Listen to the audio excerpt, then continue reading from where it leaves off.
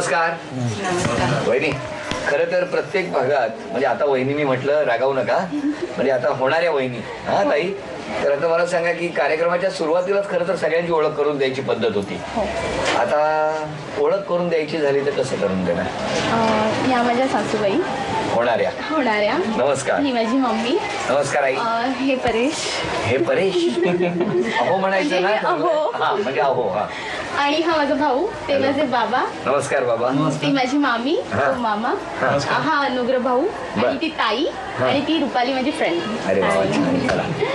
बाबा काय वाटतं, काय सांगाल जावयाला या निमित्तानं? जावया म्हणजे काय, सर्वांनी आता आपण दोघांचं एक कुटुंब होतोय. आता स्नेह संबंध आपले चांगले पाहिजेत. फक्त एकामेकाला समजावून घेणं हे महत्वाचं काम आहे. अरे वा जावई बापू, तुमची फार महत्वाची जबाबदारी आहे, कळलं ना?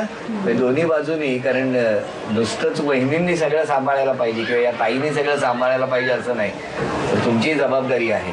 बरं, साखरपुडा जो झाला मग ती अंगठी वगैरे असते बरोबर ना? मग ती अंगठी घालण्याचा कार्यक्रम झाला होता. कुठली अंगठी ती? ती अंगठी जरा ह्याच्यात ठेवा ना. चला थांबा, ठेवली. तुम्ही पण या पुढे इथे उभे राहा बाजूला. तर या दोघांचं स्वागत करूया ना.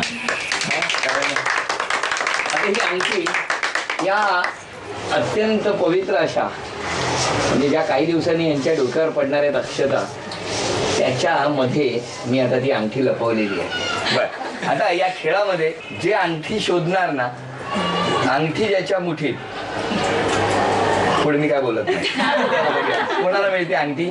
1 2 3 चला बघूया.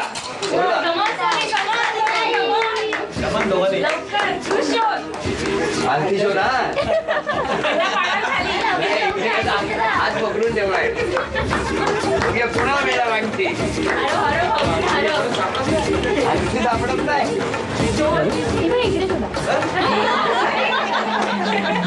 कोणाला मिळणार अंगठी? काय म्हणतो, कोणाला मिळेल? बापरे, भाऊजी सोनीलाच तुम्हाला भेटली तरी तिलाच द्या. हा तळकतोय, कदाचित वरच असेल आणि हात ठेवत असेल.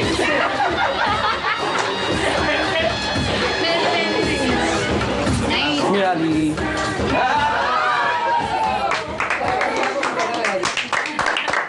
म्हणजे आपल्या लक्षात आलेलं आहे आता कोण कोणाच्या हातात असणार.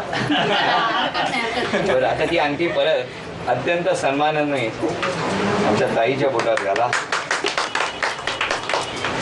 तर आता हे उखाणे वगैरे पाठ केले असतील ना?